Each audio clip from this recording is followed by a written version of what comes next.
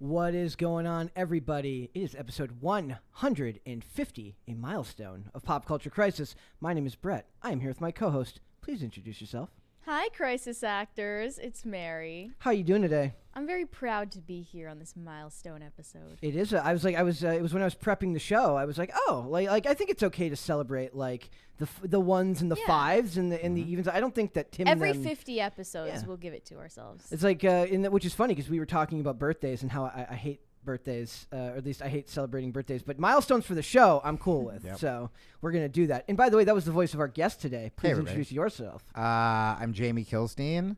I'm part of the Cast Castle vlog. I'm a stand-up comedian, and Mary's letting me hold one of her stuffed animal comfort bears because not only was I having a bad day, but then my ex-girlfriend, like a spidey sense of a terrible woman, emailed me about taking my guitar and stuff back, and I was like, ugh. And then I saw Mary with a stuffed animal, and I was like, give me that. It's because she had the sixth sense that things were getting better, and then she's just like, not today. Not today, sucker. And then, and by the way, she was nice and fine, and she didn't say anything bad. It's just like a thing that has to be handled. But I was like, today? Did you have to do it today? Of all days, right? Of all It'll days. be okay. Just hug mini Mr. Fluffykins. Yeah, okay. And all will be well. Yeah. And all will be well. I feel good about it. I saw the articles, and I'm like, oh, okay, there are other people who have it worse than me. That's obviously like a thing we talk about here. I'm not Ezra Miller, so that's cool. You're not Machine Gun Kelly. No, but I wish I was. Every day you wake up and you say, at least I'm not Ezra Miller, and things will be okay. Every day. When I was political, I used to say, at least I'm not Ezra Klein, and now that I'm on this show, at least I'm not Ezra Miller. They both work. Well, there was once a band called Better Than Ezra. Them I would be. They were great. What was the big song? Good? I don't remember what it was. Somebody in the chat will have to hit us with that one. I'm not sure what that was. Where my 40-year-old at? Yes. I just know that there was a band called Better Than Ezra. There sure was. All right. We got a bunch of stuff to talk about today. We're going to talk about the continued and never-ending online hatred of Chris Pratt and its connection to religion. At least that's what my summation is, that it really is mostly religious. I'm looking at pictures of him, and I'm like, there's literally no one more likable. Yeah. It has to be about religion. Like, he's got like in the pictures from Men's Health, I'm like, he's going for dad of the year. Oh, he's the best. He's barbecuing. He's playing in a sprinkler. He's like, he loves his kids. It's like, what is there to actually hate about the guy? He's an unproblematic king. But but they hate him, of course, because they want you to be problematic. So we're going to talk about that. We're going to talk about this interesting article from the director of The Northman, Robert Eggers, and some comments he made about the culture around Hollywood that I thought were very interesting. Mary wrote an article about celebrities and the unending cope and seed that keeps coming from Roe v. Wade, and that is going to be as close to politics as we're going to get, but we're going to skirt the issue ever so slightly and make it more about the fact that they're just they're celebrities and they act this way. Because Mary's a woman, we're just going to give her 10% less of the coverage. Exactly. Perfect. That was a women's pay joke, everybody. Hey. See, she laughed. It was funny. That was like 70% of the laugh. No, but because she laughed, women also aren't funny, so that means it was a bad joke. Oh, no. But that was a good joke. That was a good joke. Yeah, I'm back, baby. Jamie's back. Take that, my ex. Okay. All right. Well, we're going to do that. We're going to do Podluck. You doing all right over there, buddy? We're fine. We got this. He's good. We're off to a fantastic start. I'm loving it. We're doing that. We're going to do Podluck, which will include Ezra Miller, but not Better Than Ezra, and a bunch of other stuff. So if you guys are just ready, thank you. Yeah, that was for Jamie. If you guys are ready to get going, we're just going to go through it. Mary, are we ready? Yes. Jamie? At least I didn't sneeze this time. She sneezed like right as we went live yesterday. Yeah. This is all I have. So yes, I'm ready. All right. I'm gripping with all of my might. I'm ready. Let's go. Let's do it. All right. So it says Chris Pratt reacts to internet hatred, religion criticism, and backlash for healthy daughter comment. That last part is how you know that the people who are criticizing him are insane. Yeah. But basically, the idea here is, for as long as I've been paying attention to pop culture, and as long as Chris Pratt has been around, they've Twitter especially. I mean, they say internet hatred, but it's really it's the 12 psychos on Twitter. Yeah. And the bots. And the bots.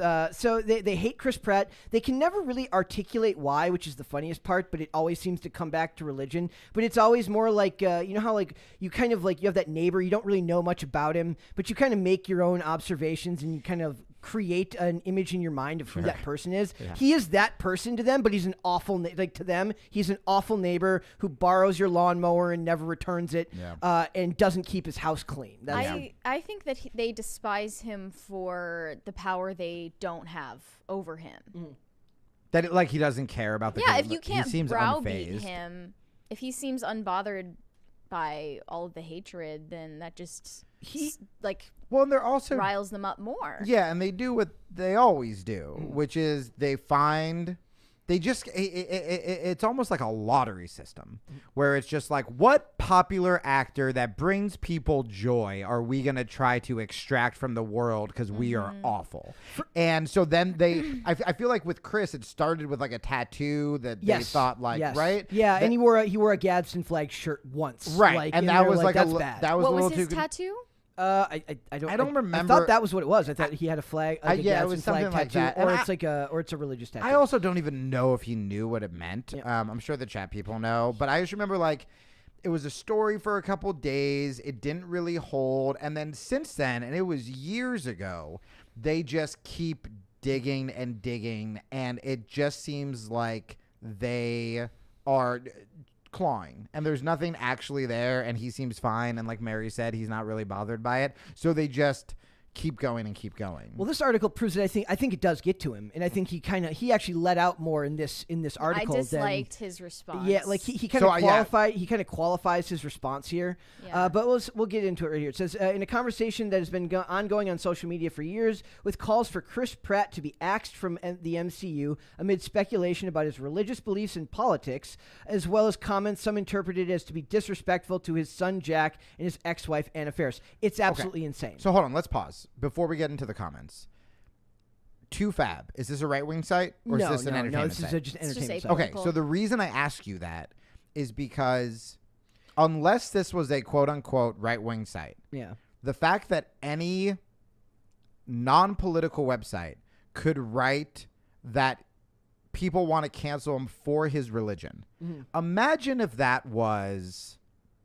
if he was Muslim. Yeah. Or if it was like Breitbart was writing it. Or like that. Or if he was any kind of religion that wasn't a white guy. Well, they don't could never, like, there would be an outrage among the left, someone being canceled because of their religion. Now, it would be one thing if Chris Pratt was like, hey, as a Christian, this scene's a little too gay for me. Then you're like, okay, well, you can't do that, right? If he was being a bigot because of his religion, okay. But it's like, homeboy's allowed to be whatever he is, Catholic, Christian. Their big issue is like they keep accusing him of going to Hillsong Church, which even he apparently never did. Even if he went to Hillsong, that's like what bothered me. Why would it be something you need to defend yourself about that you go to Hillsong? To a mega church. It's just a very generic, non-denominational Christian mega church. Now, I will say, this is where hypocrisy on both sides. So that was me sticking up for religious people. But I will say that, you know, anytime somebody in the public light is, you know, going to a mosque that seems extremist, the other side will try to call them out. I mean, that's what we forget when it comes to cancellation, is that both sides are kind of hypocrites. I can stick up for Chris Pratt, but I will never forget. God, I may have even said this on this show. I said it on some show. There was a time, like, when the left was trying to cancel Roseanne Barr. Roughly a month later, and the right was like, how dare they, freedom of speech, she should be able to do whatever she wants, blah blah blah blah blah. And then a month later, the right tried to do the exact same thing to James Gunn for a stupid joke. And I feel like people listening to the show and people in sort of the, you know, Cast Castle universe, we should all be against these kind of dumb cancellations, whether it's for an innocuous tweet, whether it's for a religious belief, unless it is hate-filled and hurting someone. People should be allowed to do what they want. I disagree. I thought that James Gunn's jokes were objectively wrong.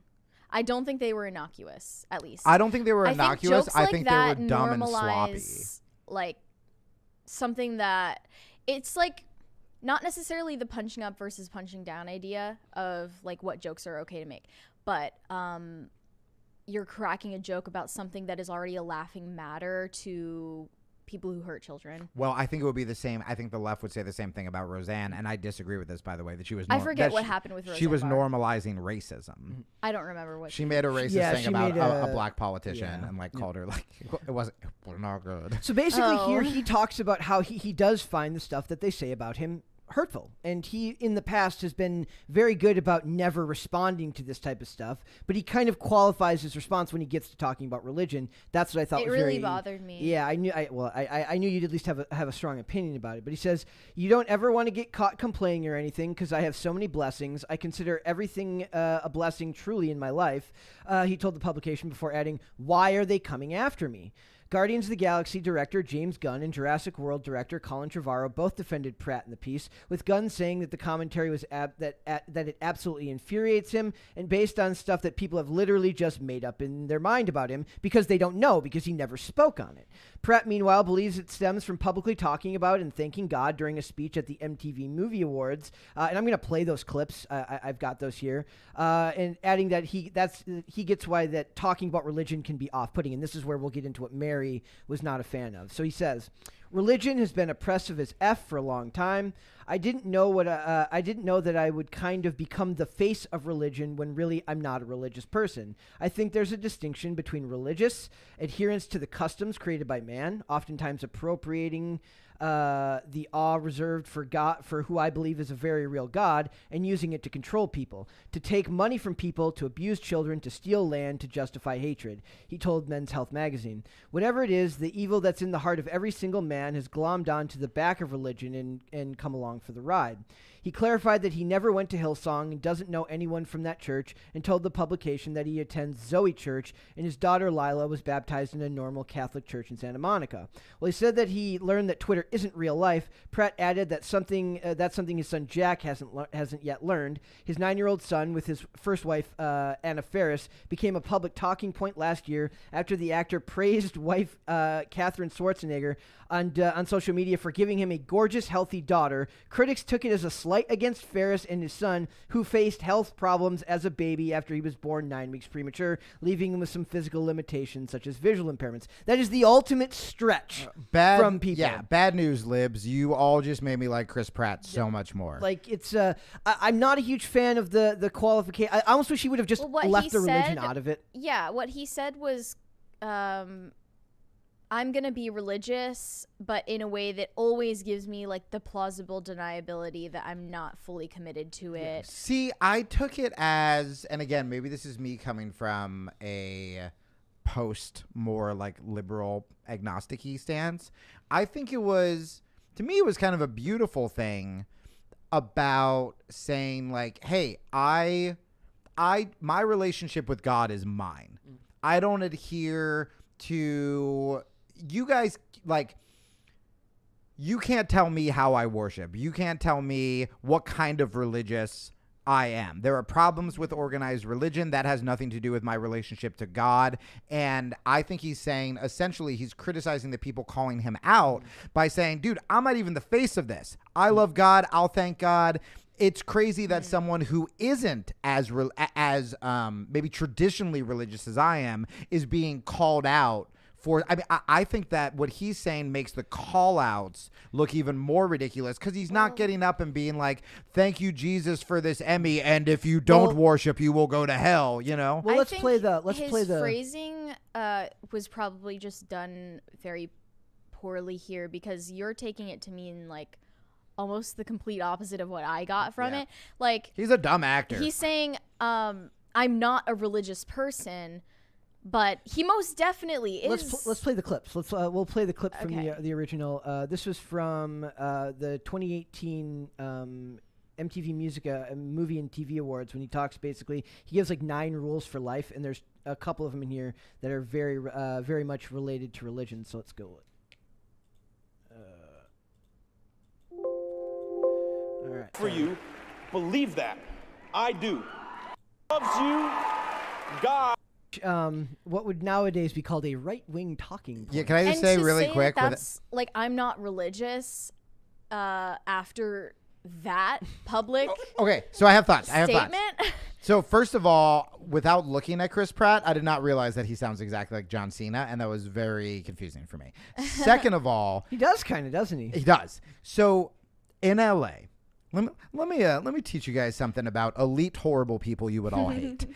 In LA, the majority of people would define themselves, especially back in the day, as agnostic, right? So there's a lot of, or it's I'm spiritual and not religious. Yeah, that's what we were talking. Yeah, What you were talking about because earlier. like religion is, unfortunately, for my generation too. I came up raised, my mom was Christian and my dad was Jewish, but we didn't go to church, we didn't go to synagogue, but we did the stuff with presents, like we celebrated Christmas and Hanukkah. So I was just taught be a good person. And then my first exposure to religion was George Bush using conservative Christianity to not let gay people marry, and I think gay people should be allowed to marry. Right? I'm torn on the abortion stuff. There's a lot of stuff I'm torn about. Gay marriage, I just think like let the state get out of it. And so a lot of people in my generation and on the left and artists, their exposure to religion was pretty much it was repressing other people. And I think nowadays religious people are starting to sort of come out of the closet. And I can speak for myself where I used to do a ton of shows with atheists and agnostics, and I considered myself agnostic for a little while. I considered myself atheist, or at least Wikipedia did. I didn't. And Wikipedia says I'm a lot of things I'm not, you guys. And when I started finding God and finding spirituality, even now when I say the word finding God, I feel very like it's hard for me to say publicly. And so I think give credit where credit's due. I think that I don't think Chris is letting himself off the hook. I think by him acting like, hey, I'm not trying to be this preachy whatever, there's bad stuff with religion, I actually think that's a much healthier way to evangelicize, because then when I hear that, and me, not you who was been hardcore religious, which is great, your whole life, when I hear that and then I hear Chris Pratt say that God stuff, I got to say that actually riled me up. And I go, man, you're right. Because even when I started praying, I didn't start by praying to God. I was like, okay, maybe I'll pray to the universe. And I would, because I was so sort of lefty, coastal, indoctrinated into that secularism, I kind of think he's playing it maybe a little more intelligently than we think. He doesn't need to. He doesn't need to pull back. Yeah. So is the idea here that just using the phrase "I'm not a religious person" just a really bad turn of phrase? He should have found another way to say it. It definitely, my takeaway from it was that he was ceding ground to the people who want to say that religion inherently, not because of corrupting influences, but inherently is oppressive and hateful. Yeah. And then using that to impose that characterization onto him. I wish he would have just left it out of it and just. It's in a defensive position. I just what said I my saw religion from is my it. business. Yeah, I wish he would have just because he's remained neutral for so long because he's chosen to not address it. Yeah. People on crazy people on Twitter send him crazy messages calling him crazy things, and he just ignores it, and that's worked very well for him. Also, by the way, for secular people listening, because I know there might be a lot of conservatives, but there are definitely some atheists who are listening to this show. All the things he said can also be taken secularly. They're just beautiful lessons, right? When it's start to pray. When I did say stuff to the universe, when I was talking to myself, it was me connecting to something bigger than myself, right? Whether it's God or the universe. When he was talking about, accept that that there's a creator. It's okay, well, that means that I'm not alone and that I should be, I should be kinder to other people. I should take care of the environment. Yeah. I should whatever. These are just beautiful lessons with or without God. And I actually think saying it with God was really brave. Yep. That I think if you're going to say it in that big of a performance arena where that many people are watching, that's why I'm why would he try to go back on it now? Yeah. I think he was just trying to clarify between I'm not trying to be the religious face, but Yeah, I don't think he wants that. I don't think he wants to have to carry that. That's And a I lot don't of think pressure. He should have to. He shouldn't have. Yes. I also think it's funny that they mention politics, and he's just like he's vaguely like I said. He mentioned the part about like soldiers dying for our freedom. That would be considered today a fairly right wing talking point. But there's thank you. There's a thing where they got really mad because all the cast of the Avengers went and did like a fundraiser for Joe Biden, and like he wasn't invited. My guess is because they know that he's probably wouldn't vote for them, and then Right. like a bunch of people on Twitter got mad, like he wasn't there doing the fundraiser for Biden. He goes, nobody asked me to go. Right, and it's like, so crazy. Why do you guys care? And I think the point you were trying to make before that, hopefully I didn't walk all over, but I think like what is defined as right wing is making me want to straight up be right wing, where it, neoconservative Chris Pratt doesn't want troops to die and thinks God is good. It's like, homie, those aren't bad things. Yep. Those are okay things. Things that 10 years ago would have been, well, I guess probably longer than 15 years ago would have been completely normal things to think on both sides. I think it's like when people talk about the border, and I'm like, you guys do know that was like that the Democrats pushed border security, however lightly back in the day, Right. Till post Obama, and then it became something else. But Nixon was all about the environment. Like, things have changed so much. So let's look at some of the hilarious tweets that they send this guy, because remember that they think that because their assumption is that because he's religious, that automatically means he doesn't like gay people, which we know probably isn't true. No, if you're in Hollywood and you're an artist or you're like a theater kid, Yeah. it's like, yo, dude, you know a lot of gay people. And it says, it's people who just says, I don't care how starved we are for representation. I would rather eat my own foot than see Chris Pratt kiss Thor. Well, I don't think anybody wants to see Chris Pratt kiss Chris Hemsworth either, but that's just me. But the other thing that's funny is about it is, I mean, when you pitch it that way in such an unsexy voice, no. But if you, well, I know. see now, But there's also a funny one because they made in the comics a lot, because they think like a lot of the writers who write for Marvel Comics, not for the movies, but for the comics, think or sit on Twitter all day.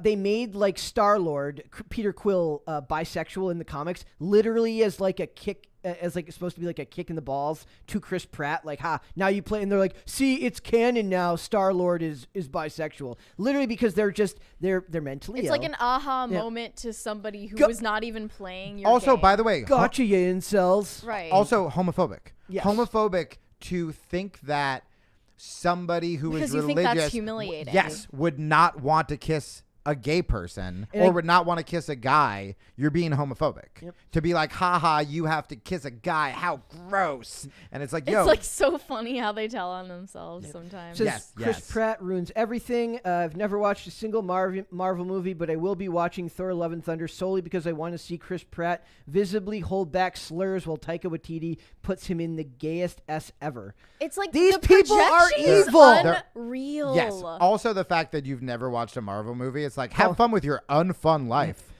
Chris Pratt, okay, and then it's literally all people, and if you read all stuff, it's just evil. It says, so Marvel confirmed that Peter Quill is bisexual and Thor is a pansexual. Please, I feel sorry for Chris Pratt, like imagining being a homophobic, and then you find out that your character's bisexual. LMFAO, this is so humiliating. They're telling on themselves with every tweet. Every tweet. And this has been going on for years. And just imagine, like, you're this dude. Like, look at this picture of him from the magazine. He's just a dad. He's just the most dad-looking dude you've ever seen. He wants to raise his kids. He wants to be married to Arnold Schwarzenegger's daughter, Yeah. and he wants to just live. So And they won't leave him alone. Let's take religion and politics out of this, right? If we take religion and politics out of it and we look at internet commenters in general, oftentimes they are projecting their misery and insecurities on people who are doing the thing that they wish they could do, Oh, yeah. but they were too scared to do it, and they went to college because mommy and daddy did it, and they majored in something that they didn't really want to, and then they got married as a safety net and had a bunch of kids so their wife didn't leave them, and now they're stuck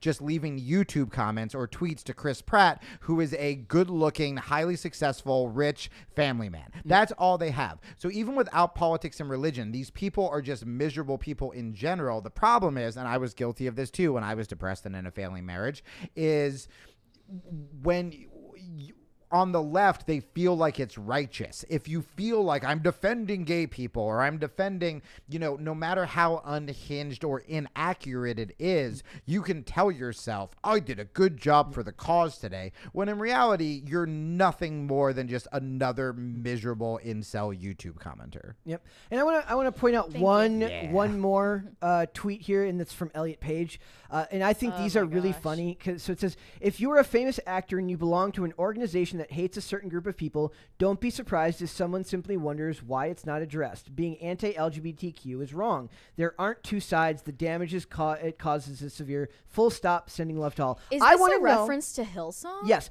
I want to know if they would hold that energy whenever you deal with someone of the Muslim faith, because they both have elements of anti-LGBTQ sentiments in their religion, right? Yeah. They're both. So yes. Why do they never hold both sides to account? Because they don't actually care. They're just out there to win. Almost all religions are homophobic, you guys.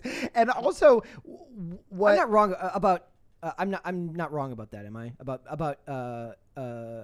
the Muslim faith having no, you're 100%. Okay. Oh, no, you're 100% right. Yeah, but I'm just saying that they never hold both sides to account. There are places, and I have defended my Muslim brothers and sisters all over the place, but there are places in the Middle East where you can be killed for being gay. Whenever they talk about this stuff, I'm like, isn't it great to live here in America where you're free to practice the religion of your choice and not be gay and not be a victim of a stoning? Right now, like look, that. if Chris Pratt tweeted gay people should not marry, okay, now we're actually like, maybe you guys would disagree with me, but that's certainly more than him being like, we should all love God. And he didn't go to that church anyways. Right. Like that's the insane part. Also, the first sentence that Page said, I forget what it was, but if you're against a group of people, like, you shouldn't work or something like that. Yeah. Essentially what Page is saying is Page shouldn't work because they are against Christians. Yeah.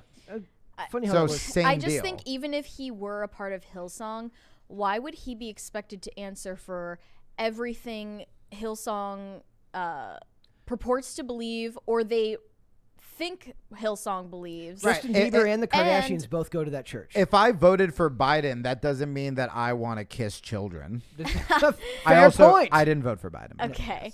And then can we carry that over to Tom Cruise? We don't expect Tom Cruise to answer for all of the allegations against Scientology. Scientology is insane. And do you know how many times I saw Maverick in the theater? 3 times. And we loved it, and we don't care. To be fair, because people here we're were normal giving, people. I was getting a little bit of crap calling me a Scientologist apologizer. No, we were. for- I mean, look. I joked about they it. were It's kidding. They in were kidding. jest. When I saw the trailer for Mission Impossible right before Maverick, I was like, Scientology, I'm in. Yep. I'm in, dog. Let's do this. let's Put do me in it. the lie detector Scientology. right now. Super chat. Let's do super chats. Okay. That was a great Murph Tries DIY said, Jamie, didn't you quit working for Tim Pool? Did you? Follow up on the vlog. There are many updates. So if you guys watch the Cast Castle vlog, yes, did I quit and did I curse out Allison? 100%. Then did I go for my meeting with Vice? Also correct. Was it a setup by Vice and then I had to sneak back into the castle by trying to gaslight everyone, where we learned that Mary lived in an attic? And then we ended up in New York with Tulsi Gabbard and some other special guests, which you will see this week. Go subscribe to Cast Castle. Tell Tim that you like Jamie Kilstein on it and you enjoy my work, and we are going to build that and turn it into a wild sitcom about the culture wars on YouTube for free right now. For 10% off your free That was a subscription to fantastic promotion. for 10% off your free subscription to Cast Castle, just type Kilstein in at the bar. Yes, it doesn't work yet, but one day. Next. Johnny Beck gave us a thumbs up. Thank you. Thank you. Thanks. Darren Jones said, religion is practice and rituals. Faith, like mine, of following Jesus is about the heart. I would not say I'm religious, but I live out my faith daily. That was a beautiful way to put it. That's pretty much what I was saying. I think Chris was kind of trying to be like, hey, I'm not trying to be a mascot for this religion. By the way, why did Hillside, if they knew they were going to get in trouble, why did they name themselves after, like, it sounds like a horror movie. Hillsong. Hillsong also sounds like a horror movie. I say, it doesn't sound much Same better. deal. Actually, it sounds like a nursing home. Oh, okay. I was gonna say it sounds like a weird hill people cult. Old people go there to die. Oh, that's song, fair. I'm sure. Sure. Continue, Merrick. Bad Ab said Marvel Comics should have changed his name to Star Gaylord. Oh, That's freaking hilarious. That sounds like I don't know if it was as good without Mary's delivery, but with your delivery, oh, priceless. Waffle Sensei said Chris Pratt clearly watches this show. So Chris, I just wanted to say, stay based, Star Prince, and don't play into their games. I don't think he should have. He's playing the long game. I don't think he should have responded at all. I think he should have just left the religion out of it. But if it's like an if interview, you're just a normal person with normal emotions, you don't want to be accused of like being hateful all the time, then you're ceding ground to them. And like it sucks because only if you're like a dysfunctionally disagreeable person like me could you ever survive like getting that level of criticism on the daily. Also, by the way, that would get Chris canceled if his next award, if he's just like, I just want to thank God and all my IRL Timcast followers in the house, everyone would be like, you're done, buddy. You just are caned off stage. You are definitely. Chris, if you're watching this, please be a guest on the show. Please be a guest and follow us all on social media. And oh my God, he could be in the vlog. Oh yeah. What would he do? What would he do in the vlog? Oh, I would write. I would give him as many options as you. If I got Tulsi Gabbard to arm wrestle me. Is that tomorrow? Or is that today? Spoilers. Tomorrow's the Home Alone episode. Oh, okay. And then we got Tulsi the next day. Perfect. And then we have someone maybe larger than Tulsi and definitely more controversial the day after that. All right. That's going to be interesting. All right. So we're going to move on. We're going to talk about this article from the director of The Northman, which is Robert Eggers. In it, he talks about being sick of cinema's modern, tired, lame commercial culture. And I thought that this is kind of fascinating because one of the things I bring up very often is the concept of art and commerce and how they kind of come to resolve the concept of considering themselves artists. They very much consider themselves to be like elite and above the average person, and they think of it what they do as art. Whereas most of the time, I say when you're making movies the size of The Northman, granted this is one of his biggest movies of all time. Most of his other work has been like A24, smaller films. There is an element of commercialization to all of these projects that you have to kind of resolve if you're going to work on bigger name studio projects. So it says, Robert Eggers certainly isn't the most mainstream-minded of filmmakers, making his mark as he did with thrillers known as The Witch and The Lighthouse. I don't know if anybody has seen The Lighthouse. The Lighthouse is fantastic. I heard it was great. Experimental and the darlings of the critics, but both are made to appeal to the indie market more than the theater goers flocking to see Top Gun Maverick, which just crossed $1 billion, ladies and gentlemen. Going all out in 2022, Eggers went for broke with The Northman, a high-octane actioneer. His historical piece, which unfortunately failed to light up its target audience. Eggers did receive the fondness of the critics, including bounding into comics, which is a dividend amid confusion about his message. Basically, they said, like, you're promoting toxic masculinity because it takes place. And you want to explain the premise? You went and saw it. Yeah. I forgot you didn't. Yeah, I wasn't there that night. Yeah, so he, in the beginning, is a child, the protagonist, and he witnesses his father's death. He follows, like, the Viking morality of avenging his father, who was killed by... This is a spoiler, obviously. That's a religion I can sign up for, by the way. By his uncle. Revenge? Who then, His uncle took his mother as a bride, and he has to avenge his father throughout the whole movie. So he's following the ethic of that culture, and I'm not sure if I would agree it glorifies it. They talk about glorifying masculinity, but even and violence. if it did, I feel like why is that a problem? And they're telling a story. Awesome. They're telling a story, and that's the problem. They don't want you telling a story if it goes against what they think is a story worth telling. But he was, to their credit, they let him make this movie at a much higher budget than most of his previous work.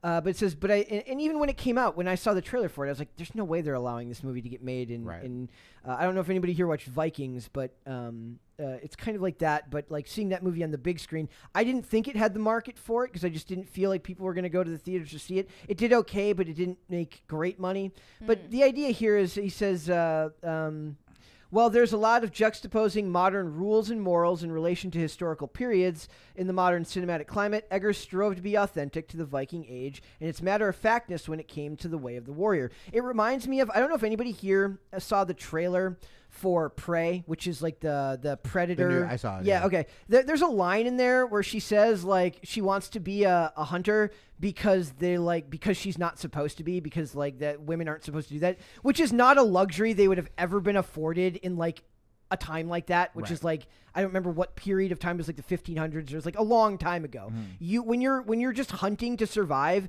modern feminist dogma is not something a character has the luxury of adhering to. That's something that is unique to this time period that we live in now. I now want to see a woke version of the Northman where like his dad I want to forgive you. His dad gets killed and then the uncle takes the wife and he's like, I should save her, but she can make her own choices. Yeah, she's a girl boss. I respect Yes, Queen Slay, am I She's right? just got to lean in, girl. Just lean Right? in. Yeah. Yeah. Was that the stupid book that lady wrote? It's fine. I don't care. So it says, I'm trying my best to articulate the physical material world of the Viking Age accurately, and also the Viking mindset without judgment. The without judgment part is important there, because when they talk about these things, when woke people talk about movies, they think that any story you tell, even if they're the bad guy, that you're somehow condoning that bad guy's behavior just by including it in your project. Everyone should go be the Joker and murder people. Which is a death to actual creativity. 100%. If everything you make means that you adhere to those beliefs. Yeah. I mean, essentially, that means we're all making those terrible movies we saw in high school, like the Dare Don't Do Drugs with like the McGruff the Crime Dog, where everything has to just be a lesson. It's Edutainment. No, you can still make. That's why, everyone was talking about the dude from The Boys. I forget what his name, who should be nominated for something. The dude who plays the lead. Yeah. And he Anthony Starr. Yeah, and he was in this My Secret Guilty Pleasure show called Banshee. Oh, Banshee's freaking fantastic. Every time I have a breakup, I watch Banshee because it's literally just him being a dude. Just him saving women, sleeping with those women, and then killing people and getting revenge. And like, I watch that, and I don't think it's bad to have these shows that like jack up your, it's like every time you see Fast and the Furious, everyone's like speeding out of the parking lot. And it's kind of like, okay, it's a little silly. Am I going to go kill people? No. But also, is it bad for me to want to be inspired to like defend a woman if I see her in trouble? Because I'll tell you, whenever I see a dude this happened to me in Vegas with my brother. Whenever I see a dude raising his voice with his girlfriend, I'm the only one who walks over. And I'm not the biggest guy in the world, but man, it's like, we do need more men. We do need more masculine people who are willing to step in and help people. I mean, Jesus, like we didn't even look at the cops with school shootings, not even wanting to go in. Well, and then there were brave people who actually did want to go in. And we're stopping them. Like, we don't need a culture. I wanted peification. I was going to put, how do you say it? How do you say it without cursing? Blankification. We don't need that in Hollywood. Yes. So he says he admitted that being non-sanitized in the art of cinema, which is an uphill battle when producers want to dial back grim material, but getting his own way creatively is an equally salient, that was a hard one, equally salient issue which conjures envy in Eggers towards the old way of storytelling. Basically, he wants it to be a time when you were allowed to make the movie you wanted to make without a Fortune 500 conglomerate telling you, we've got focus groups telling you this is okay. Yes. We've got focus groups telling you this is okay. Yesterday, Greg Ellis was here, and he had some amazing stories after the show about what it's like working in Hollywood, about just getting stuff made. Oh, I should have hung out. That's exactly how difficult it is. And this is the line that I thought you would find the most interesting, where he says, this sounds super uber precious, but I think it's hard to do this kind of creative work in a modern secular society when it becomes all about ego and yourself, he said, recognizing that the auteur cannot simply make films for an audience of one. We've talked a lot about the idea of making art for artists and making art for an audience, and that's where I think a lot of them have this problem where they want to make, the average filmmaker wants to make art for a director wants to make movies that other directors will like, critics only, or a critic will like. Whereas a whether you like him or not, what's his name from Star? See, I'm blanking today. Wait, from what? From Star Trek. From the movies. Chris Pine. J.J. Abrams. J.J. Thank you. Yes. I'm having a blank moment. I wasn't Somebody super confident in that. When a J.J. Abrams makes something that's not really. Thank you. not really a great movie, but the average audience will be able to watch it. Or even Michael Bay makes Transformers movies that are not necessarily good movies, but you can go sit there for 2 hours, and it's sanitized, but it entertains the largest amount of people. Michael Bay might not have been the best example. No, J.J. Abrams is good. I mean, I think the bottom line is, as an artist, you need to be writing for yourself. Right? If you're just writing for the critics and trying to be lofty and woke, it's inauthentic. If you're just trying to write, to pander to dumb audiences, or to try to, hey, it's like Friends meets Lost, and you're just trying to combine other popular things, also lame and inauthentic, or you're just trying to go along with the trend. Ooh, everyone's making, remakes with sassy ladies or whatever. It's gonna ring as inauthentic, not because it's ladies, but because the movie was built on pandering. It has nothing to do with the girls. It has to do with that. Whereas, like, I always tell young comics when they ask me for advice, it's like every comic sounds like another comic when they start. They're trying to be Dave Attell. They're trying to sound like John Mulaney. They're trying to sound like Jim Gaffigan. They're trying to, wherever they started, it usually is indicative of who they're trying to sound like. And the bottom line is, what makes Dave Chappelle great is he's never sounded like anyone other than Dave Chappelle. Well, they usually grow out of it eventually, right? Eventually, yes. You have to find or they quit. You find your voice eventually. It says, I'm envious, and this is the horrible part, I'm envious of medieval craftsmen who are doing their work for God, and it becomes a way to be creative, to celebrate something else. Do you think that more art needs to be created in celebration of something else beyond more than just your own ego and vanity? Beyond the self. Yeah. Yeah, I mean, what this has me thinking about is how repressed we are. Thank you. Because that was God. when you make a story like The Northman, when you make a story that is not on a tight leash, that's like when you don't restrain creativity in a multitude of ways, trying to appeal to the culture of today. Because then you're automatically handcuffing yourself. Yeah, you're like, The Northman is a story that maybe resonated with people because it's about a person and his connections to other people, not just his self-actualization, and not in a way that we relate to. No, I love that. And, a non-political example I always used to use when I would talk about not listening to studios or test audiences is WALL-E, which I believe won an Oscar, or was at least nominated. But if you pitched WALL-E to test audiences, all right, it's a 2-hour movie.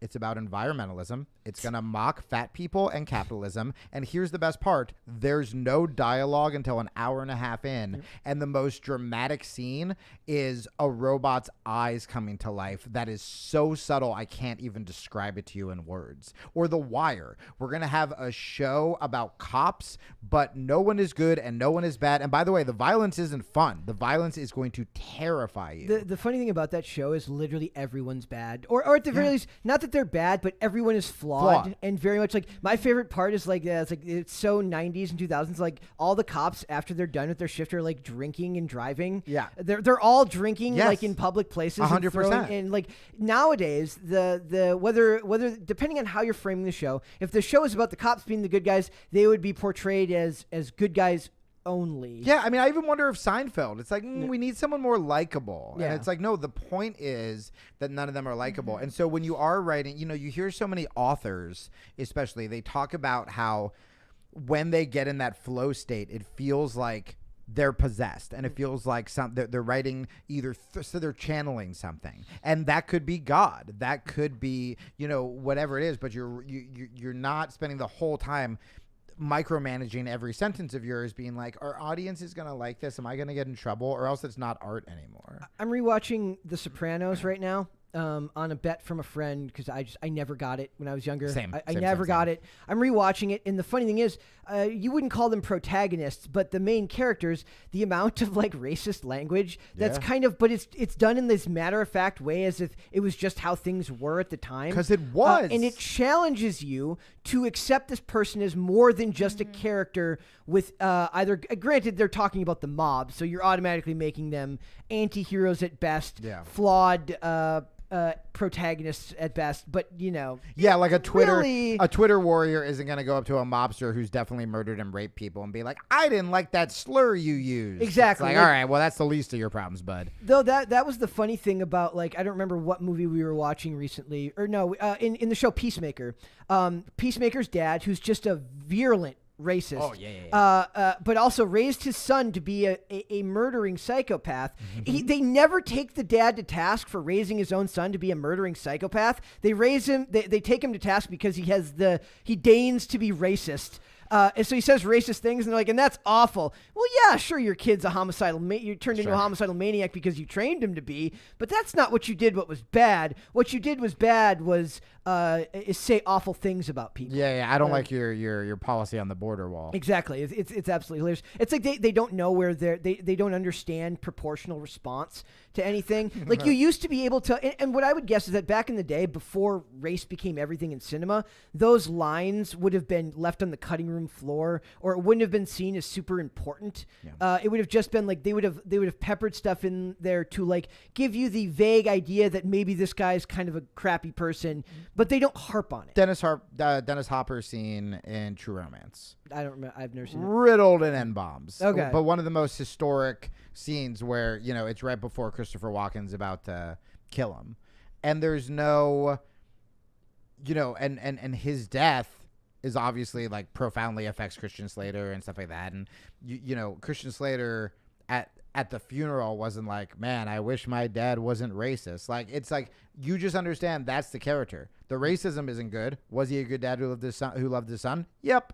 But we don't need to address it. It's just like, it makes the character more three-dimensional, which is good.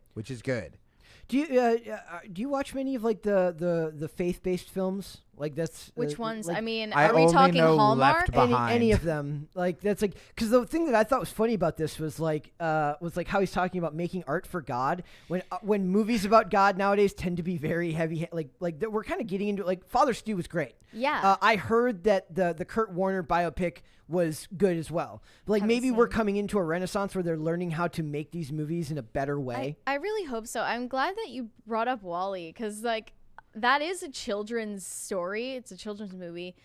And I think it appealed to children because they are smarter than we give them credit for. 100%. And they don't have the restraints or like the limiting beliefs that we have that cause like adults these days to want such simplistic, reductive, two-dimensional characters and stories that don't actually talk about the ends of a human being. Yep.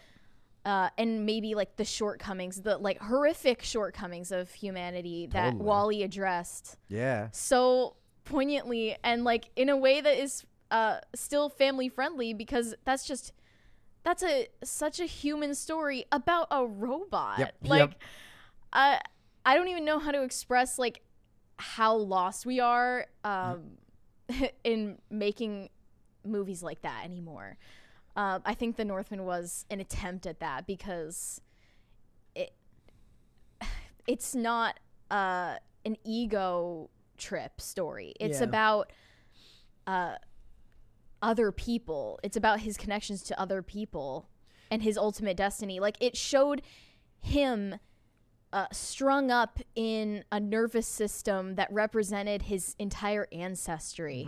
Oh, Like that was well said. it was all about other people. I want to watch The Northman. It's all so about bad. relationship. Is it streaming yet? I'm gonna watch it tonight. In most of his issues here, what he's talking about is the concept of having to be an artistic filmmaker with an artistic vision, but work within the parameters of these companies that just have far different expectations for these films than you do. At the end of the day, they can talk about, we want to represent people. We want to tell stories about this. You want to make money. Well, and I wonder if what's going to happen is kind of what's happening with podcasts and the mainstream media, where we're just going to get more tribalized, right? So you have the Daily Wire making pretty much right-wing movies, which, again, will eventually have the same problem, where they're forcing their agenda, right, to kind of overcorrect liberal Hollywood forcing their agenda. And so maybe then you can have people that can go to each extreme, and then you can just have places that make fun movies. Like, I don't consider a revenge movie a right-wing movie. I don't consider an action movie. I don't consider something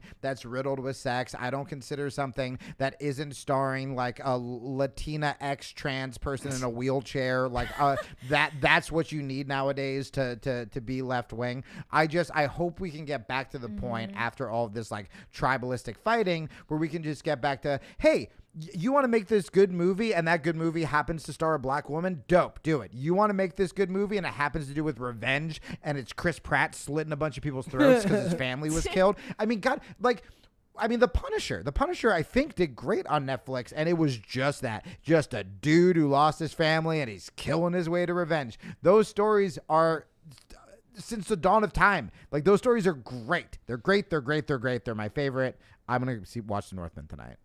And then, yes, The Punisher was. I love the first season of The Punisher. The second season, I didn't really care. Second season was like a little more stereotypical storylines, but I was still kind of into it. But I did love all 3 seasons of Daredevil, and everybody who has not seen the Daredevil TV show should go. My younger brother loves Daredevil. I think the third season the best because I would rewatch. I still consider the first season to be the first best, season the best. in my opinion. Fair. But it says closing thoughts. He says any worldview where everything around them is full of meaning and is exciting to me because we live in such a tiresome, lame commercial culture now. Well, that's the world he lives in because of Hollywood, and I just it will be interesting to see where that goes. Because like I'd like to think that we here don't like adhere to any one belief system, and I'd like to see that go back to being the way it is in Hollywood. But I just don't see that happening anytime soon. As long as these movies cost as much as they cost to make, and the studio needs to check the right amount of boxes just to get the funding done for the project. So it's a problem. Super chats. Yes. Philip Allen McCracken says, well, I think he misspelled this, but the kill scene, I love every time you appear. I need more of you, Jamie. Is there any of your content you recommend I watch? Oh, buddy. Well, I have a podcast. It's the curse word, but I'm going to bleep it out. It's called a F-Ups Guide to the Universe, which you can get on, you can go to jamiekilsteinpodcast.com. You can check out the vlogs I'm writing and leave comments that you like me. And a lot of the comments have been good. I never go in the comment section, but I did go in the other day for Allison after the episode where Allison tries to kill me with a skateboard multiple times. This is the kind of gold you're missing. And I saw one person, there were a bunch of nice comments, and one person went, "When is Kilstein going to be funny?" And I just responded with, "Thanks for your continual support and watching the podcast," and then a kissy face, or watching the vlog. So leave comments, tell your friends about it, and then I say right now the vlog. Follow me on social media. I'm going to post clips of me and Tulsi and some of my stand-up clips from the Beacon Theater. So my Instagram's at the Jamie Kilstein and my Twitter's Jamie Kilstein. And I told Brett and Mary, I love this show so much. I would be on this show every day if I get permission. We'll sit the bear in there in place until he comes back. It won't be the same, guys.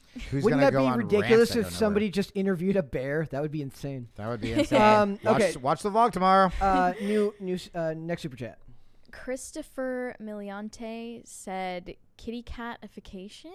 I don't remember when this was sent. Yeah, I was trying to. Thank you. The kitty catification of Hollywood. Oh, got it. Good work. James Orenthal. What if I just changed it and I was like, I got it. The C word of Hollywood. Perfect. Nailed it. James Orenthal. I can't pronounce that. The name of a senator from the 1940s. Wait, really? No. It just sounds very senator-esque from back then. Shout out to the best pop culture crisis trio, Midwest Brett, Mary Anime Eyes, and Jamie Kiljitsu. Woo! I'll take that. Also, Hoon Lee as Job steals every scene in Banshee. Oh, yeah. He also did a really funny, a really good episode in the early days of White Collar where he plays like a counter, or he's like a smuggler or like a money launderer for the mob. Love it. Yeah, the first scene in Banshee where the homophobic dude's at the diner while he was trying to like hack in and save the day, and he just like walks up and just starts slapping them, and so good. One more. Bad App said, "Yo, Mary, your talons are on point like Chris Pratt's raptor." I'm assuming they're talking about the raptor in Jurassic the World. One in Jurassic World that had those stabbing claws. Yeah, that did remind me of myself. You said that's what it made me think of as well. Mary just looks just like a raptor. That's what I'm thinking of. She's not happy with that one. She's like, I do not look like a raptor. All right, we're gonna move on. We're gonna talk about something not controversial at all. Do you want to go ahead? Do you want to go and lead this one, Mary? Go for it. Sure. So, I wrote an article for this topic because I didn't think anyone was addressing this particular angle of it. And technically, I'm not allowed to have an opinion on this. Technically from what I've been, not. What I've been told, so basically, just shut up and listen and believe women. I'm a little baby. I'm allowed to have an opinion. Celebrities can't help themselves from weighing in on the overturning of Roe v. Wade. Looking for crumbs of praise and validation, celebrities put on their activist caps in the wake of Friday's Supreme Court decision. If you have been living under a rock, the Supreme Court overturned Roe v. Wade last week. And this is as political as we're ever going to get on here. Don't even worry about it, because at first, I'll admit, Brett and I, we thought that this was going to be a big problem for Pop Culture Crisis because the headlines were going to be absolutely inundated with this celebrity had this take on it. It is that. This celebrity had that take on it. This celebrity protested this. They tweeted this. Blah blah blah. It is still happening as we speak. The next 3 months are going to, or next month is going to be nothing but me just being frazzled, trying to make sure we have enough to talk about that has nothing to do with this topic. And instead of ignoring it completely, which I believe would be burying our heads in the sand a little bit, I figured instead of aborting the topic, we would address not the content of what these celebrities are saying, but really the fact that they're speaking on it at all. Do you need to? Yeah. Right. Like, is it their place to speak on an issue like this? And why do they believe themselves to be moral authorities on anything? Why do they impose their political opinions on not in just their this, but entertainment? everything. On not just this, but everything. Yeah. Like, right, at every opportunity. Why does it have to be that way? And is it really their right to speak on it? To choose. You know? Their right, I believe. Yeah, is it their right to choose to always talk about this? Is anyone asking? Yeah. Yeah. So that's a problem. So I'm of two minds. If you truly believe something, I think if it is pure and moral and from your heart and you're doing it for whatever reason, you're an athlete who stood up for racism back in the day, the Olympian against racism, who stood up, who was proudly for racism. Love that. And people who spoke up against segregation, all this stuff. There were plenty of important moments where, but Muhammad Ali with Vietnam, right? Mm-hmm. There were plenty of important moments where artists and activists and athletes stood out. And I think that if you truly believe something, much like we just defended Chris Pratt talking about God, 100%, whether I agree with it or whether I don't agree with it, you have the right to do it. The problem in Hollywood, and I think why you separated, the Chris Pratt thing, because Chris, it seems like he's the only one. And then with abortion, suddenly it's like everybody's tweeting, is I feel like what is very toxic and insidious is artists and actors feeling pressured like they have to comment something. And I think that that's happening more and more, where famous people that I am friends with, I sat on my tweet for a long time because I would have considered myself 100% pro-choice, a year ago. And now having more pro-life friends who have talked to me about stuff and have talked to me about these 8-month abortions and stuff like that, or giving me statistics, it makes me go, okay, I'm still pro-choice because the word is choice, not pro-abortion, right? Like, I still don't want a woman to die in the rare case that a woman is raped or there's incest, and they catch it early. I still don't know how I feel. So I sat on it. And I was like, I'm going to be responsible. And I'm not just going to tweet a pro-life thing. And I'm not just going to tweet a pro-choice thing. And then I saw friends of mine being like, oh, I see the men being silent. When are you going to say something? If you don't say so, it's your responsibility to say something. It's like black squares on after George Floyd. And that is what I think is incredibly toxic and unhealthy, because you're forcing people who maybe didn't want to speak on it or who are maybe confused, you know? So what I eventually did end up tweeting, and of course I had a couple people on the left and a couple people on the right not like it, is I go, you can want to save babies and women at the same time. Something like that, which is like, hey, I don't want women to die, and I also don't want babies to die. And I had some crazy pro-life people go, anytime there's an abortion, there's a murder of a child. And I had some crazy liberals go, if you know, she should be able to get an abortion, whatever, or else you're anti-woman. And then the majority of people said, yeah, we got to figure that out. And what I think that means is if abortion was ever to become fully illegal, we need better sex education. We need better access to contraceptives, et cetera, et cetera. It doesn't have to be all or nothing, but I think pressuring celebrities where I'm risking my career if I don't make some stupid tweet saying that I stand with women, I think is terrible. I don't think that they are risking their careers if they don't comment. I think that they genuinely do feel strongly on this topic for whatever reason. Most of the time, at least. The tweets, if it's somebody who puts it off and then eventually tweets something, that feels like maybe they felt the pressure that they had to. Yeah, but going live on stage right at Glastonbury and doing it immediately after. What was the art? You said they were like reading the stage because they didn't know the names firstly, of the... like the first thing I saw from this was Olivia Rodrigo performing Lily Allen's single "F You." Which is just the in direct response to the news. I'm not a huge fan of the word cringe, but that song is one of the cringe, cringiest. Yeah. Ooh, I'm not a fan of that either. Is it because you think it's kind of mean and sometimes used for something? Well, it's totally hypocritical. Just like? The song is like, "F you, you hateful bigot," but actually like you're being hateful because you can only think about how angry you are at people who disagree with you. But anyway, like Olivia Rodrigo was she called out the conservative justices by name on stage, and I could see in the video that she was like looking down at the list they posted on the stage floor.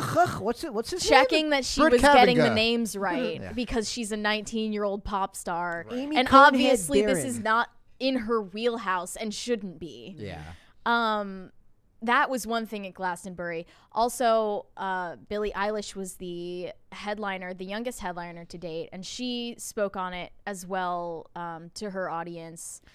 She said, "Today is a dark day for women in America. It's all I'm able to say about it. I can't bear to think about it," while she introduced her song about privilege, or the abuse of privilege, called Your Power. I'll also say, like, just speaking from personal experience, because that's all I can do, is I didn't want to tweet anything about it. But then I thought about, you know what? I have a ton of liberals who follow me, and I also have a bunch of conservatives. And now, you know, one of the things that people say they like about me when I do Tim's podcast is that I can be compassionate towards both sides. So I did sort of feel this, like, responsibility. If it was up to me, my Twitter would just be about Banshee, Jiu-Jitsu, and you guys. Like, perfect. Let's go. It would be the best, right? But I do think we can't be hypocrites. If we supported Chris, now we can comment on it. We can be like, does she actually know the Supreme Court justices? Do I agree with that? Blah, blah, blah. But if they truly do believe it, just like Chris Pratt truly believed what he said, we kind of have to support both. Like, that's how free speech works. Well, what I concluded from this is, yes, celebrities are human beings like the rest of us, and they do have their convictions. They have the right to, you know, their conscience. And when asked, I think they should speak on it. But when they're injecting it into a performance or their entertainment in general, I think the exact opposite.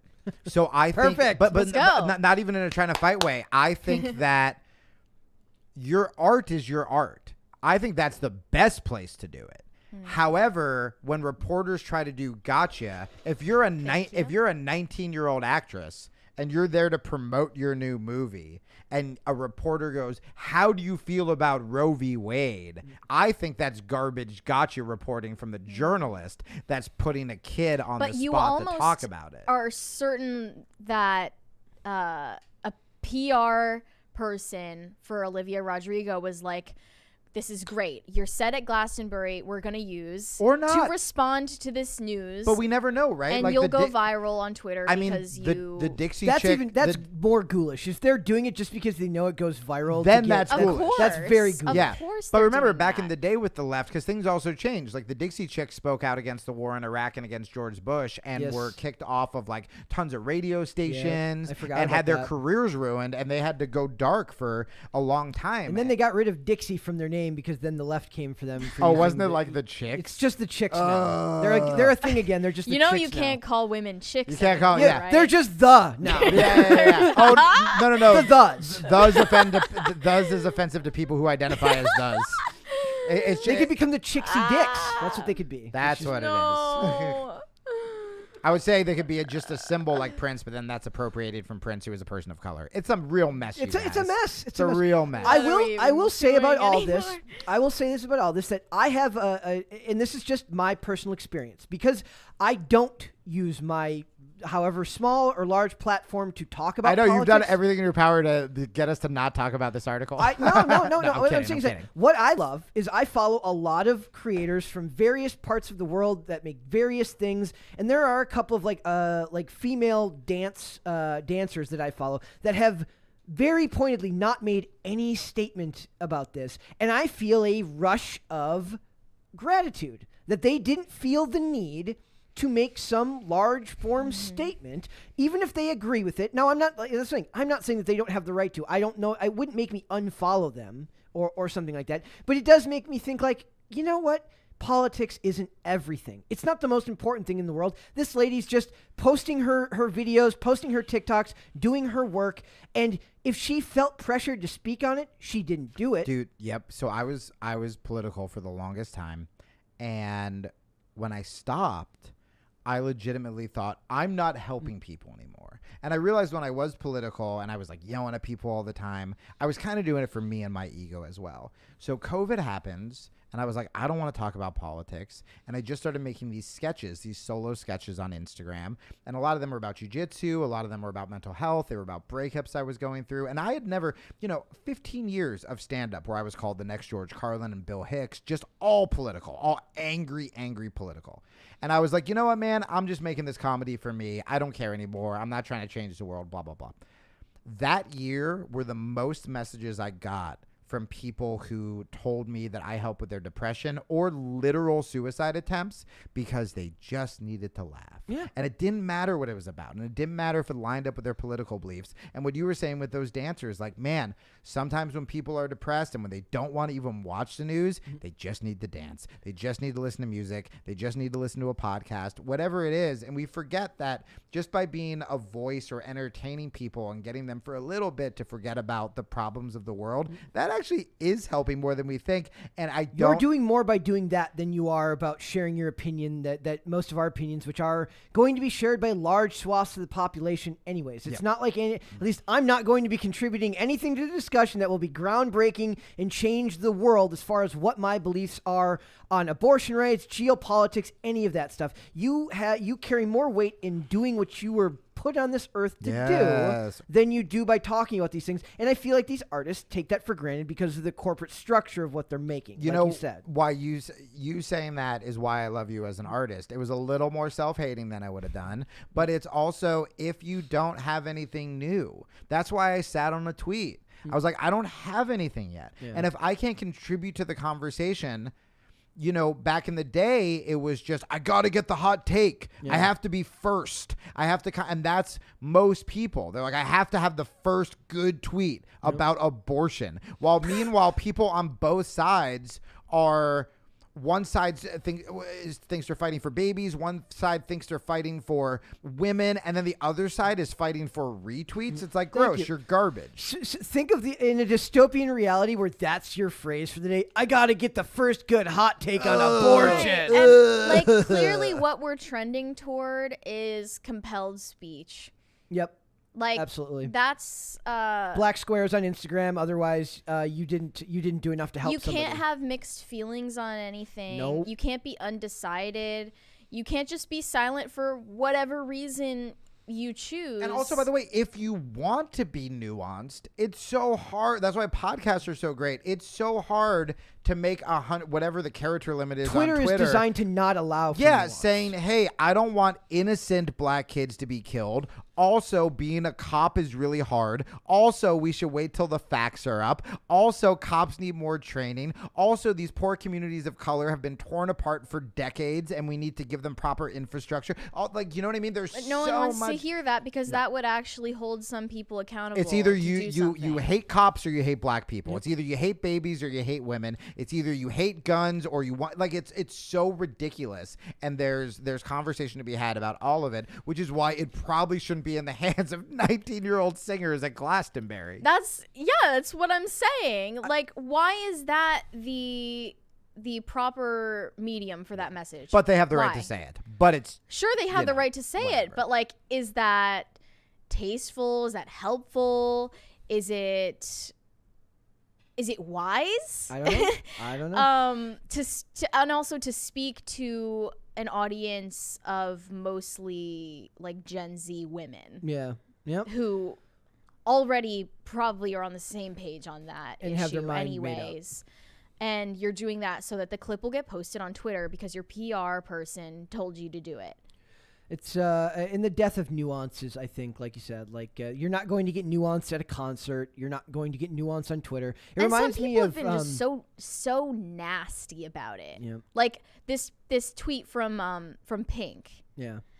She said, "Let's be clear. If you believe the government belongs in a woman's uterus, a gay person's business or marriage, or that racism is okay," not sure what those other two had to do with the news, "then please, in the name of your Lord, never effing listen to my music again, and also F right off." What We else will I good? do if I can't listen to any more Pink music? If I was if I was a conservative, what would I do if I was not to go through Kenny Chesney, Keith Urban, Pink? I don't think there's any Pink in most of those people's playlists. I just don't. You're named after a color. Yeah, well, I think Right? I think the reason she brought up the other stuff is because everyone was. I actually had a gay marriage tweet before I did an abortion one because I didn't know how I felt about the abortion one yet, where they were talking about the Supreme Court going after gay marriage next. And what I said was something like, with the gas prices, everything that's happening in the economy, mental health statistics and whatever, if you care about if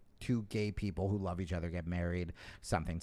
I didn't say, I remember what I said. I said, if you care about two gay people marrying, don't listen to Pink's music. That's what I said. I'm just kidding. And let's face it. Most of the people they're going to have that discussion, they don't want to. Thank you. Thank you. I'm just over it. I'm over the whole thing. What I'm saying is, like, the celebrities who are speaking out, I don't get the impression they're doing so because they feel this conviction in their heart that they need to speak out for an issue about justice, that they're speaking for people who don't have a voice. They're speaking, which I hate the concept They're of. speaking down to people that they hate. I hate in an age where like everyone has a phone and access to the internet that I need Pink to be my voice for the voiceless. No. Pink does not get to be the voice for the voiceless. Let the people without a voice get that. No, they have a cell phone. I would let anyone be the voice for the voiceless except for Pink and Olivia Rodrigo. Literally anyone. So it's just plus it always just comes off as it's self-aggrandizing. It's totally like, look at me, look how I'm standing up for something, and you literally can feel them like their manager's like, don't pat yourself on the back. Don't do it. It's going to look bad if you pat yourself on the back when you say all this stuff. It never comes off as authentic to anyone. So, super chats. Yes, we made it. We did it! through. Yay! Unavailable ID name said, Muhammad Ali threw his Olympic gold medal into the Ohio River in 1975. That's the kind of statements celebs need to make. Lead by example instead of virtue signaling. Speech is easy. Action is harder. Yeah, he went to jail. Yep. He went Thank you. to jail. Well, think about like how many. What was like we're protesting the Olympics, but we're still going. Like this year, like whatever it was. Who is it? Russia. Russia was allowed to compete, but not as Russia or something like that. Like they always want the credit for the virtue signal, Right. but they never want to actually follow through. Yeah. Good call, whoever said that. Joseph said, laughter is as mysterious as gravity to me. laughter is it's one of those, like, for me, when I don't watch a lot of comedies, but I watch a lot of don't either, yeah. I watch a lot of dramedies, and that's because the comedic moments are couched within seriousness, which is more how the real world actually works. I was just talking about that when I was writing the vlog today, where to me it's like, if you have really unfunny gags but there's no story behind it, you can go, all right. But if there's emotional stakes and you can take the tools of drama for comedy, and then the comedy is a surprise, but also you have these characters that you're like invested in, that's where it's like, oh, it's beautiful. Like, my favorite part of The Office isn't Dwight stuff. It's the Jim and Pam romance. Yeah. And then you put jokes in that romance, and it's like, oh, okay, this is great. Some shows can do it with that. Like, I love 30 Rock, even though I don't me too. consider that to be, like, very dramatic. No. But then you can also have, like, joke factory stuff. But there were even moments, right? Like Tina Fey and Alec Baldwin's relationship. There's a very, like, there's still substance. It doesn't have to be drama. Yep. All right, next. Bad App said something that is edgy and maybe could be construed as an incitement of violence, so I don't want to say it. Can you text it to me, please? Unavailable ID name said, if you don't stand for something, you will fall for anything. Alexander Hamilton. It's taken out of context. People feel they have to take a stance. Or at least that's kind of what I was saying. Have your stance, but, you know, like maybe that's my idea of, like, what narcissism is. Like, just because you have a strong opinion doesn't mean you really need to share it with everyone. I mean, like, again, I think they can do it, but what a baller move if, like, Billie Eilish just anonymously donated like $1 million to Planned Parenthood and said nothing. Yeah, do something. Yeah.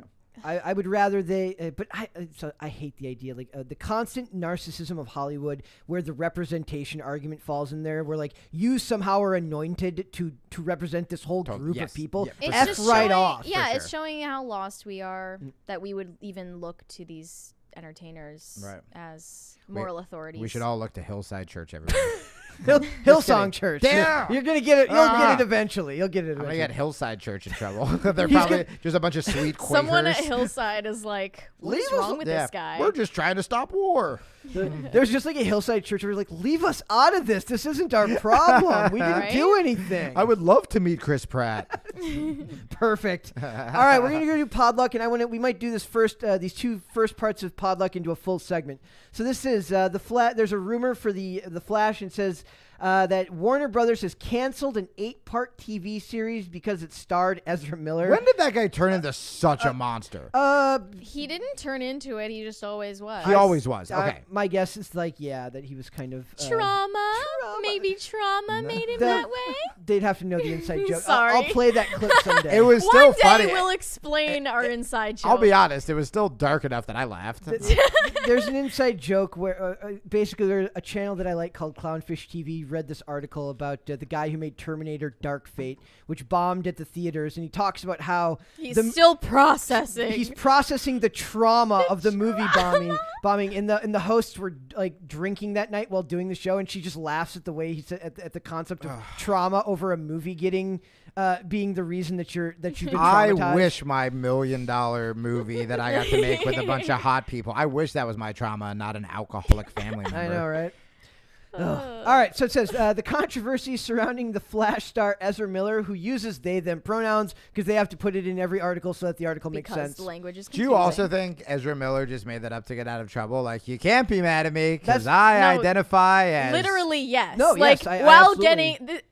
while getting arrested for disorderly conduct and assault, he is like, I'm non-binary transgender. You can't search me. I demand that a woman searches me because I'm non-binary transgender. I identify as do not take me to jail. You are committing a federal hate crime by calling me Mister. Good He Lord. threatened to file a claim of a hate crime against the police officer who's just like, just imagine being that cop in Hawaii. He's like, I just want to get home to my wife. Yeah, and by the way, I have the Flash shouting pronouns at me. And by the way, like, cool trans people out there should be the most furious. Yeah, no, they should. When it gets used like this. It's the same thing with when all this stuff comes out from, like, the Breitbarts of the world when they're talking about the ridiculous stuff happening at the Pride Parade. The people who are just living their lives are the ones who end up getting screwed because they're just trying to live their life, go to work, be married, whatever's going on, and then they get lumped in with these people who are clearly doing stuff that has Yeah, that's exactly what happened with anyway, I don't want to get political. So it says, and many fans have made it clear that they have little to no interest in seeing the actor continue to play the fastest man alive.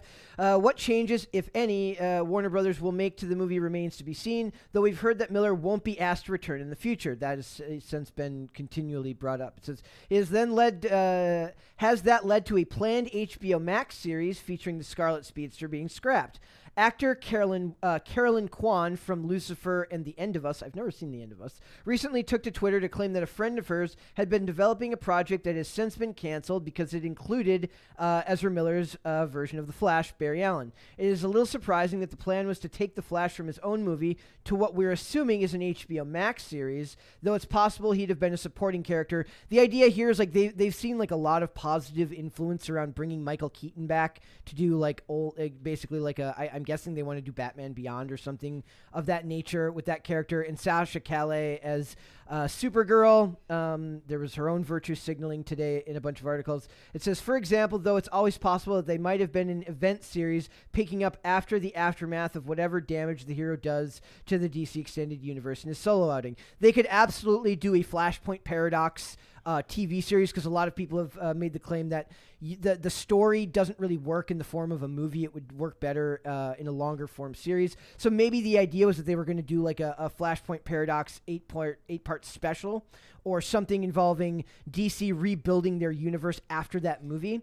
And now they're saying that they can't do that because Ezra Miller keeps beating up women in Hawaii and choke-slamming women in Iceland. And also doing it very fast and around the globe like the Flash would. Which is yeah, he kind of is. They're in Iceland. Maybe living up to the name. Yeah, seriously. That would be a big twist, huh, if he was actually the Flash. Iceland, Hawaii, one woman, another woman. How's he doing this so fast? A whole series about like how the worst person you could ever want to end up with superpowers accidentally ends up with superpowers. As the Flash. Who was on with us with the last update? The libertarian marijuana farm. I don't remember that. Yes. Bullets and guns lying all over the floor. In Yeah, the nursery. I don't remember. It might have been Dane that day.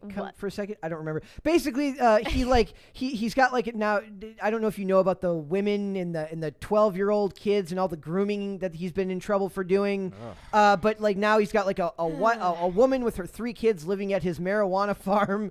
And now in this Vermont. dad, who is still in Hawaii, is trying to get custody of his kids back while they're living on his farm. And there's loose bullets on the ground and unsecured firearms, and it's just like I said, if it wasn't for the grooming children and all the awful stuff, the whole marijuana farm riddled with guns is a libertarian's. Like that Rebel something cannabis. Yeah, just replace Ezra Miller with Ron Paul, and that place is a paradise. Oh gosh, and the kids and the mom, groom, yes, and the groom, But if you just give them back to the husband in Hawaii, exactly. So it says if Miller is indeed pulled the plug on a TV show like this simply because if Warner Brothers has indeed pulled the plug on a TV show like this simply because Miller was involved, then it may not bode well for the character's future. Rather than recasting Barry, it now appears that he might be shelved, potentially leaving the DCEU with an even bigger mess in terms of continuity. Yeah, I have no idea what they would do with that, but I know what they should do. What they should do is just this article here. Yes, Christian Bale says that he would play Batman again if Christopher Nolan is directing. And I say just do that. Christopher Nolan, him. Let's go. Throw all the money at Christopher. Now, here's the problem. I don't think it would actually be good because I think it will call back to an era in cinema that is no longer allowed. The only good DC movies, period, are those Batmans. There's been nothing good. Joker was fine. The Suicide Squad sequel was good. That was the James Gunn one, right? That was the James Gunn one. Fantastic. That was great. So Christian Bale has opened up. But you took a Marvel guy to make it good. I mean, I guess you could call him a Marvel guy, but Guardians of the Galaxy. But I love that movie. It was so good. It was one of my favorite movies. I don't hate Batman versus Superman's extended edition. I hated the version that went to theaters. Oh, interesting. I didn't see the extended. The extended edition fills in a lot of those plot holes. It's still not objectively a good movie, even though I do believe that that Ben Affleck is a fairly good Batman. We always Dane- like blaming Ben Affleck on everything, and he's fine, everybody. He's fine. I really like Dane him. is seething right and coping right now That's as if fine. he was an activist on Twitter. So Bale took on the role of Bruce Wayne in Batman Begins, reprising it in The Dark Knight, and then in The Dark Knight Rises. I love Batman Begins more than The Dark Knight, actually. Bale revealed he's made a pact with Christopher Nolan, who co-wrote and directed the Dark Knight series, if he were ever to return to the role as Batman. He told Screen Rant, "I had a pact with Chris Nolan." I love when celebrities get to call each other like he's not Christopher Nolan, he's Chris. Yeah. I had a pact with Chris Nolan. It's overly familiar. Yes. Me and Jay Abrams were at the diner the other day. Exactly. Yeah, Where's it's- the other Jay? You don't get to say that. It is weird, like when somebody calls you like by a short form name, and you're like, "We're not there yet." Yeah. He said, "Hey, look, let's make 3 films if we're lucky enough to get to do that, and then let's walk away. Let's not linger too long." In my mind, if you would do something, if Chris Nolan ever said to himself, "You know what? I've got another story to tell," and he wished to tell that story, he's like, I'd be in. So I don't think that would ever happen because I don't think Christopher Nolan ever wanted to make those movies to begin with. Really? I think he did it because he knew it would get him carte blanche with Warner Brothers to make the movies he wanted to make.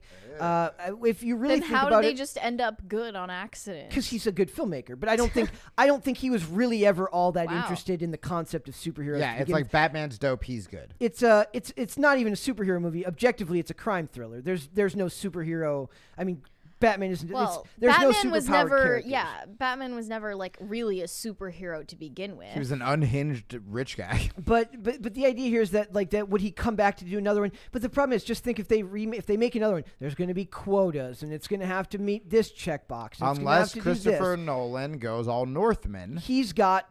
You are correct that he is one of the few filmmakers who's given a fair amount of carte blanche to do what he wants because his films are so successful.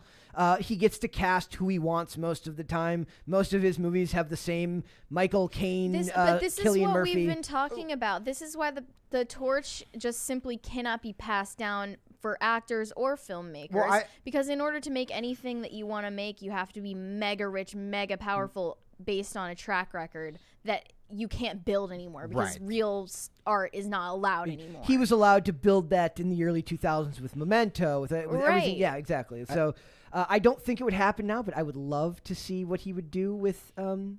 And But I just don't see it happening. I'll say an old liberal talking point I used to have that I still stand by because it would actually probably even piss off some liberals, which is when you start appeasing woke people for no other reason than to appease them, not for the artistic integrity of your project, you get a worse project. That doesn't mean, though, that representation is inherently bad. No, never. Right? Black Panther was great, and seeing little black kids see themselves as a superhero for the first time was awesome. Same with Shang-Chi. Well, they've clearly never seen Blade.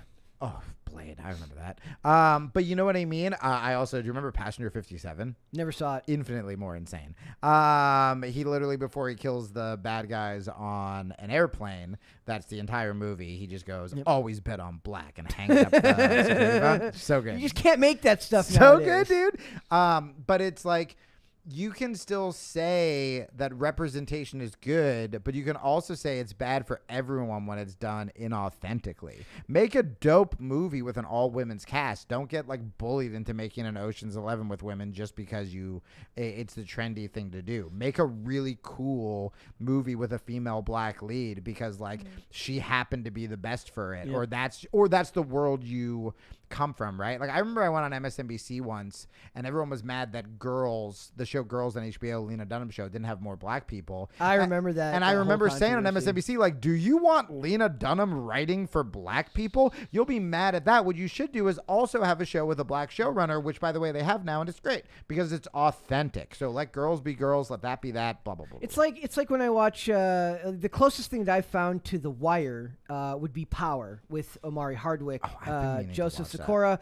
Like that's a show. Courtney, I forget the last name of the showrunner. showrunner, but the showrunner, Courtney Kemp or something like that. Okay, that is an authentically done show that is beautiful. At least in the first, I wasn't a huge fan of the last season, but I felt that all those shows tend to get convoluted towards the end. Oh, Banshee, instead of wrapping up, they literally fight like a sex demon. Yes, it's very weird. But the idea here is that like that show felt authentic from the get-go, because the people making it understood how the culture needed to be represented on screen, for better or for worse. Right. Whereas like the script I wrote, it's sort of like it's me and my brother, and we're both white guys. If I wrote that for a black person just to be woke and like started writing like black vernacular and stuff, but you also can't you can't fall into the trap of you can only write for people that look like you. You can only write for people like that. Great point. That's point. BS, Yes, because I we agree all with that know too. that great writers, Christopher Priest, who's a comic book writer, got very sick of like he's like I didn't want to be a comic book. He's like I don't want to be the black comic book writer.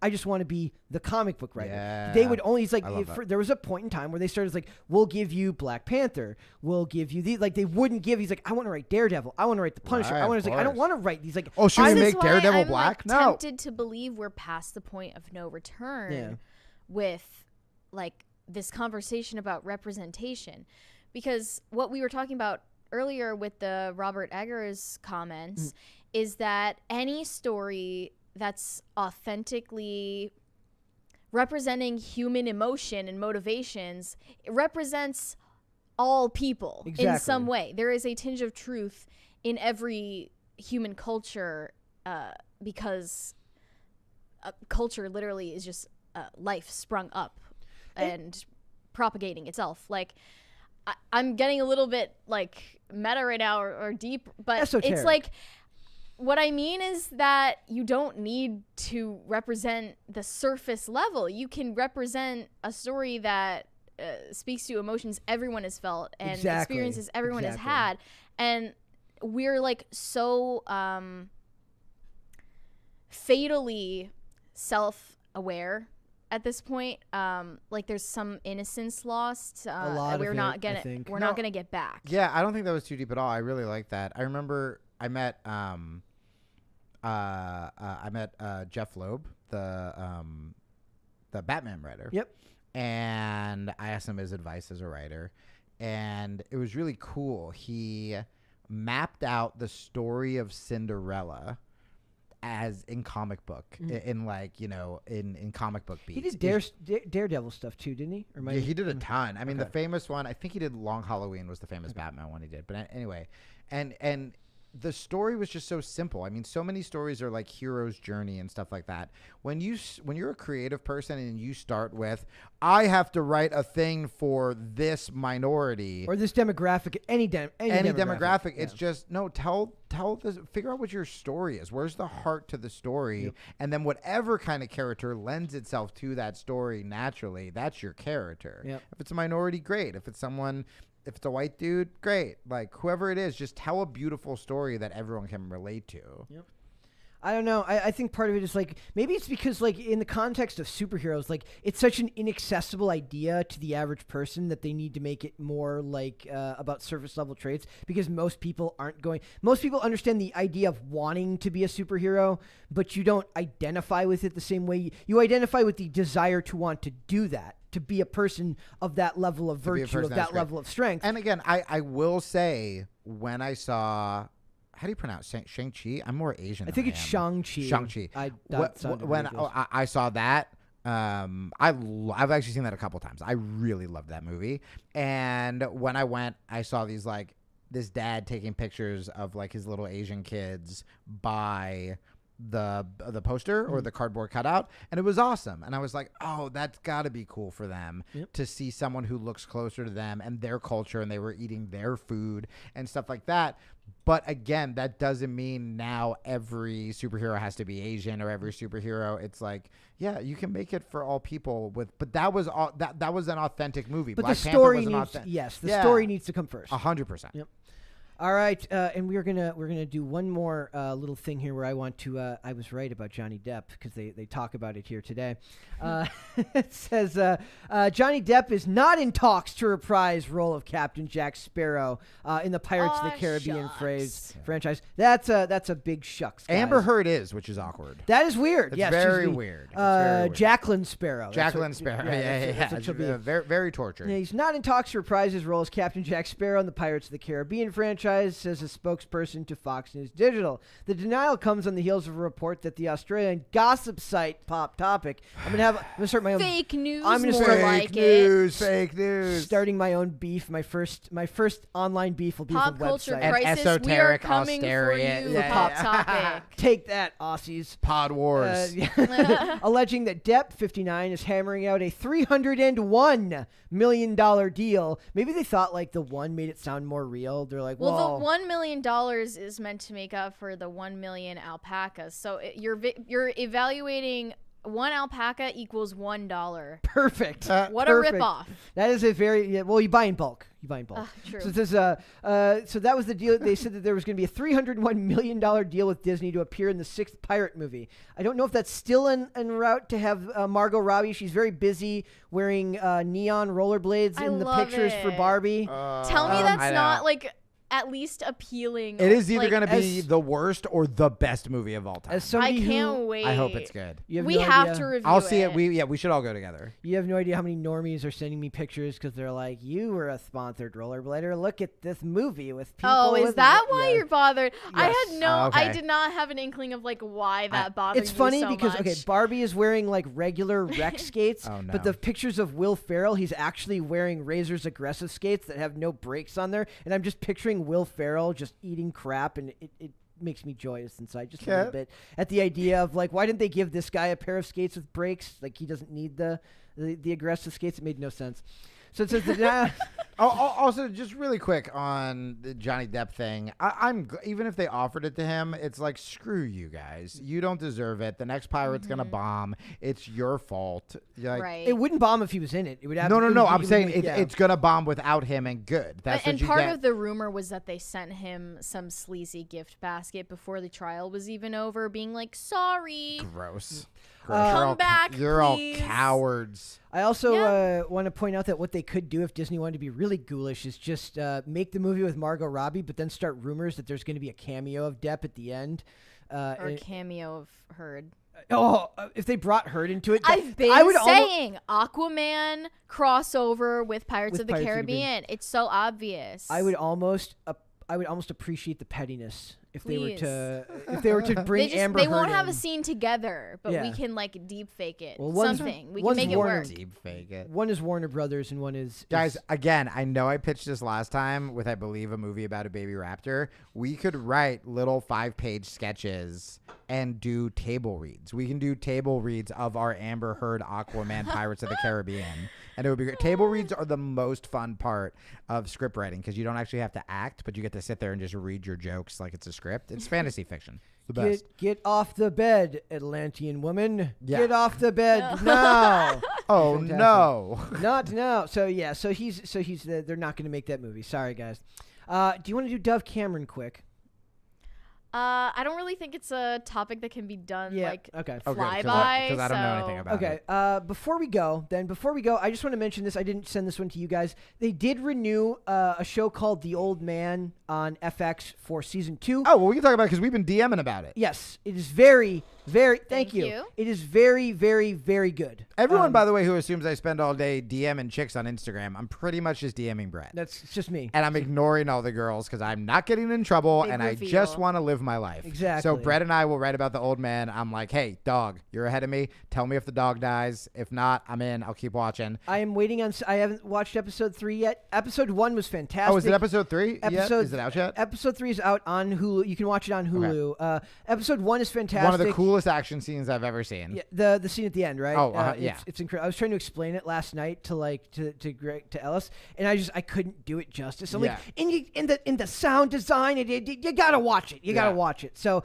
it is getting renewed for a season 2. This as well as Dark Winds, which is another show. That one's an AMC show. That was the other one you told me about. So I would keep a lookout. And guys, you can watch if you have Hulu, you can watch the FX. You can watch this show every Friday. A new episode comes out. Ooh, by the way, July 1st, new Chris Pratt series coming to Amazon Prime, which I'm very excited about. Also, I believe a conservative author. I've been listening to his interview on Rogan, Jack Carr, and it sounds just violent fun. And guess what it's about? Revenge! Well, so I will come on to talk about that. Further proof that Chris Pratt is really just an alt-right Yahtzee. Yo, I got Amazon Prime back just for that. Just for that show? Yep. C. Not C. He's not a C. Well, he's Yahtzee. He does not see. All right. He does not see color because we are all one. Perfect, right? exactly. There we go. And with that virtue signal, why don't you share with everyone your social media so they know where to find you? Guys, follow me on Twitter at Jamie Kilstein, JamieKilstein. Follow me on my shadow banned Instagram. There is a picture that of me and Tulsi Gabbard that I just posted and has like 44 likes because people think she's a Russian asset. My Instagram is at the Jamie Kilstein, and then my podcast, A F Up's Guide to the Universe. You can type in the full thing on iTunes or Spotify, or go to JamieKilsteinPodcast.com. And don't forget to check out Cast Castle, where I am writing and one of the stars in this new fictionalized world we are putting together. And tell the team how much you love it. As well as a fantastic one coming out tomorrow. Yeah, it's gonna be great. Right? We got bread in it. We got bread. Gonna be huge. Guys, not only did we got Tulsi Gabbard, but honestly, the bigger get is bread. That's we're gonna clip that and make a clip out of that one. There was a super chat there before we go. Yes, Bad App said Brink is the best Disney movie ever. Soul Skaters for life. Okay, the guy who played the bad guy Val in that movie was an actual aggressive skater. The actor he also played Spike in Little Giants. If anybody remembers the movie Little Giants, I do. But there's a fantastic line in that movie that I haven't been able to check to see if it's on the actual Disney Plus version, where he says to Gabrielle, where the bad guy says to Gabriella, he says, "If you don't like it here, why don't you go back to Mexico?" Which I don't think Disney would allow these days. Wow. But Disney movies in the 90s were pretty edgy. So I do recommend going and watching that movie. That movie is fantastic. So, Mary, let everyone know where they can find you. You can find me on Instagram or WeChat at CloserKitty. And whenever I post articles on timcast.com, like the one I posted today, I promote them on there. Very, very hot button issues like today. Yeah. Yes. I really turned up the snark. It was, what was the one line? The subtitle was great. The one line that I thought was really funny. Pink's legion of rootin' tootin' Bible thumping fans are surely devastated Mary is so by her demand that they stop listening to her music. I'm going to use rootin' tootin' Rootin' all day long. tootin'. So just say it one more time. Rootin' tootin'. Jamie, one more time. Me? What? Rootin' tootin'. Rootin' tootin' Bible thumping fans. It's just... It is what it is, It's guys. just perfect. It is perfect. Guys, you can follow me on Instagram at Brett Dasovic for the show. Please tune in here Monday through Friday right here on YouTube.com, 3 p.m. Eastern Standard Time. That is noon Pacific for Pop Culture Crisis. We are on social media as well. We are on Twitter at PopCulture_show, Facebook and TikTok at Pop Culture Crisis, and on Instagram at Pop Culture Crisis Pod. We will be back with another episode tomorrow. We'll see you then, guys. Bye. Bye.